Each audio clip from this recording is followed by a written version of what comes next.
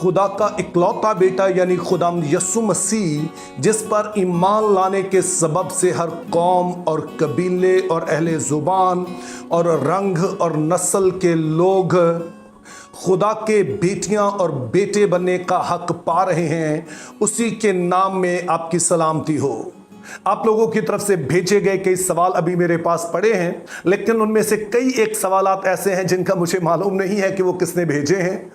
ताहम सवाल जिसका भी हो, ये बड़ा अहम है और दरअसल मैं कहूँगा ये बड़ा इंटेलिजेंट क्वेश्चन है। और सवाल ये है कि क्या यसु मसीह खुदा ताला के पहलौठे बेटे हैं या फिर इकलौते बेटे हैं? क्योंकि अगर वो पहलौठे हैं तो फिर इकलौते कैसे हुए, और अगर इकलौते हैं तो पहलौठे कैसे हुए? मेरे ख्याल में यह सवाल आपके लिए और भी वाज़ेह हो जाएगा जब हम इन दोनों लफ्ज़ों को बाइबली नुक्ता नज़र से देखेंगे कि बाइबल मुक़द्दस में पहलौठे का क्या तसव्वुर है और उसके बाद इकलौते का क्या तसव्वुर है। तो आइए पहले हम पहलौठे पर गौर कर लेते हैं। अब बाइबल मुक़द्दस में पहलौठे का लफ्ज़ दो मानों में इस्तेमाल होता है। इसका पहला और आम मतलब होता है कि अगर किसी शख्स के एक से ज़्यादा बच्चे हैं, फॉर एग्जांपल उसके 4 बच्चे हैं, तो उनमें से जो बड़ा बेटा होगा, सबसे बड़ा बेटा होगा, उसको बाइबल की ज़ुबान में हम पहलौठा कहते हैं। तो हम बाइबल मुक़द्दस में पहलौठे का जो तस्वुर है वो बड़ा बेटा होने से ज़्यादा जानशीं का है। अब इस बात को अगर हम शाही ज़ुबान में समझे तो शायद हम बेहतर तौर पर इस वाले आइडिया को समझ पाएंगे कि जैसा कि आप जानते हैं कि जब कोई बादशाह होता है तो वो अपनी जगह पर किसी को वली अहद मुकर्रर करता है, यानी अपने तख्त का वारिस मुकर्रर करता है। इसका मतलब ये होता है कि जब बादशाह वफात पा जाए तो तब ये तख्त जो है उसे मिलेगा, या फिर अगर बादशाह किसी भी सबब से दरबार में मौजूद नहीं है या किसी वजह से वो ये सारे फ़राइज़ जो बादशाह के वो अंजाम नहीं दे रहा है, तो उसकी जगह पर जो शख्स ये सारे फ़राइज़ सर अंजाम देता है उसको वली अहद या तख्त का वारिस कहते हैं, और आम ज़ुबान में इसको जानशीं कहा जाता है। और बाइबल मुक़द्दस में पहलौठे का लफ्ज़ इन्हीं मानों में इस्तेमाल हुआ है। तो अब सवाल यह है कि यसु मसीह को किन मानों में पहलौठा कहा गया है? अब बाइबल मुक़द्दस वाज़ेह तौर पर हमें बताती है कि दोनों ही मानों में यसु मसीह पहलौठे कहलाते हैं। मिसाल के तौर पर आइए कुलुस्सियों उसका पहला बाब और उसकी 18 आयत पढ़ते हैं, जिसमें कुछ यूं लिखा है, और वही बदन यानी कलीसिया का सर है, वही इब्तदा है और मुर्दों में से जी उठने वालों में पहलौठा, ताकि सब बातों में उसका अव्वल दर्जा हो। अब आप इस बात से वाकिफ होंगे कि यसु मसीह को दूसरा आदम भी कहा जाता है, और उसका सबब यह है कि पहला आदम जो है वहां से नस्ल इंसानी का आगाज होता है, लेकिन यह नस्ल इंसानी गुनाह करने के सबब से मौत की हालत में है।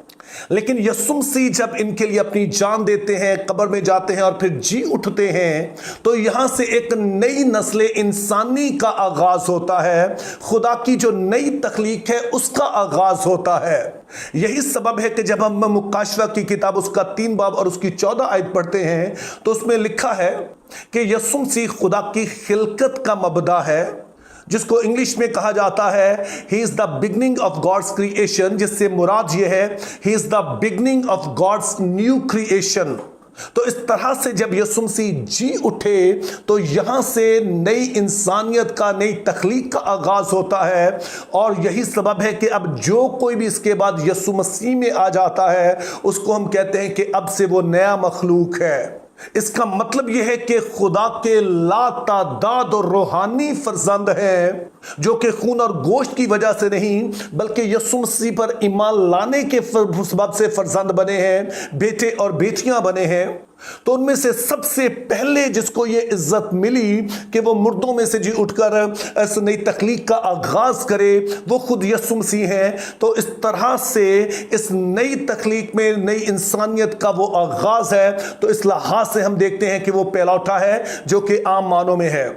लेकिन फिर हम देखते हैं कि यसु मसीह को वली अहद के तौर पर, खुदा के कायम मुकाम के तौर पर, खुदा के जानशीं के तौर पर, या खुदा ताला के तख्त और सभी चीजों के वारिस के तौर पर भी उसे पहलौठा कहा गया है। मिसाल के तौर पर जब मुकाशवा पहला बाब 5वीं आयत पढ़ते हैं तो उसमें कुछ यूं लिखा है, और यीशु मसीह की तरफ से जो सच्चा गवाह और मुर्दों में से जी उठने वालों में पहलौठा और दुनिया के बादशाहों पर हाकिम है, तुम्हें फजल और इत्मीनान हासिल होता रहे। इस वाली आयत में मुकद्दस यूहन्ना यीशु मसीह के पहलौठे होने को, उनकी जो इस कायनात पर हुक्मरानी है, वो बादशाहों का बादशाह है, इसके साथ वो जोड़ देता है।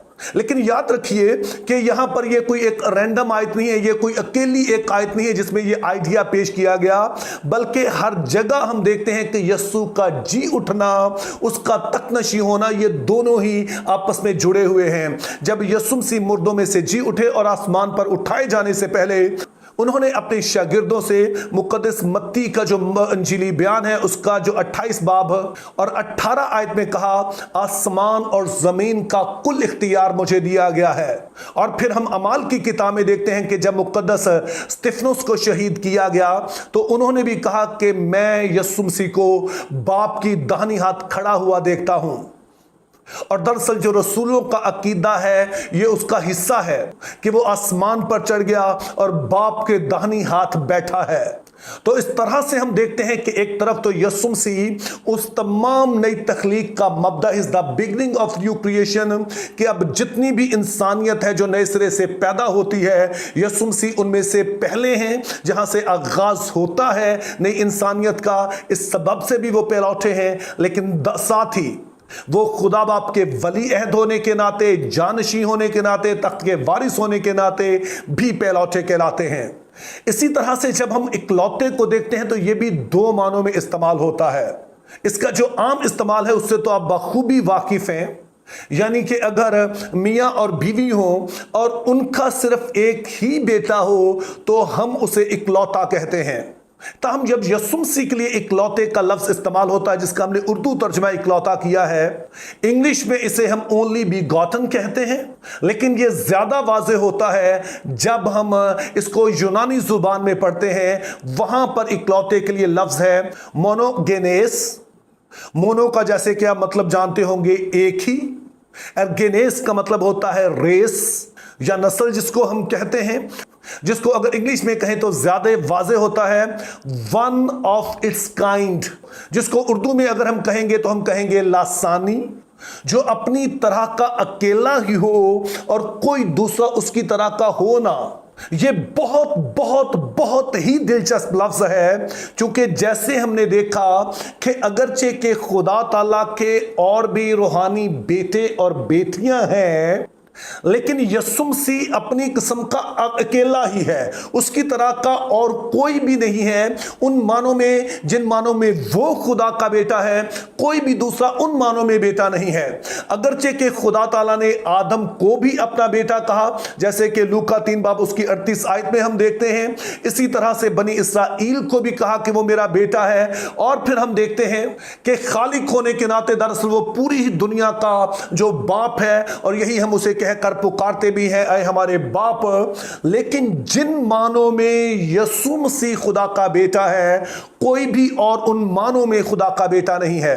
बाकी तमाम नस्लें इंसानी उसकी मखलूक होने के सबब से उसका बेटा है, लेकिन यीशु मसीह बाप में से निकलने के सबब से उसका बेटा है। जैसा कि यूहन्ना की अंजील उसका 16 बाब 28 आयत में हम पढ़ते भी हैं कि मैं बाप में से निकला और आया हूं। तो यूं अगर हम इन सारी बातों का लुब्बे लबाब निकालें तो वो कुछ यूं बनेगा कि यीशु मसीह से एक नई तख्लीक का आगाज होता है, और वो है जो नई इंसानियत का आगाज है जब वो मुर्दों में से जी उठा। और अब जितने लोग भी उस पर ईमान लाते हैं वो खुदा के बेटे और बेटियां कहलाते हैं। तो इन मानों में वो हम देखते हैं कि यीशु मसीह इस जो नई नस्ल इंसानी है इनमें पहलौठा है, इनमें सबसे बड़ा है। लेकिन साथ ही हम देखते हैं कि सिर्फ इन मानों में ही वो पहलौठा नहीं है, बल्कि खुदा ताला ने जमीन और आसमान का वो सारा इख्तियार जो कि दरअसल खुदा ताला के इस कायनात का खालिक होने के नाते है, वो यीशु मसीह को दिया गया है। तो इस लिहाज से वो खुदा ताला के वली अहद है, जानशीन है, कायम मुकाम है, नायब है, जो कि उनकी जगह पर पूरी कायनात पर हुक्मरानी करते हैं। ताहम ये बात कभी फरामोश नहीं करनी चाहिए कि वो इकलौता है इस सेंस में कि उसकी मानिंद कोई भी और खुदा का बेटा नहीं है। बाकी सभी उसकी मखलूक होने के नाते, चाहे वो नई हो या पुरानी तो मखलूक हो, उस नाते से वो उन्हें बेटा कहता है। लेकिन यीशु मसीह जो है वो उसमें से निकलने के सबब से उसके बेटे कहलाते हैं, और इस तरह से और कोई नहीं है जो कि उसका बेटा कहलाए। तो इन मानों में उसे हम इकलौता बेटा भी कह सकते हैं। मेरी दुआ है कि हमारा जो मसीह पर फख्र है वो हमेशा कायम रहे। Think biblically, live purposefully, have a very good day.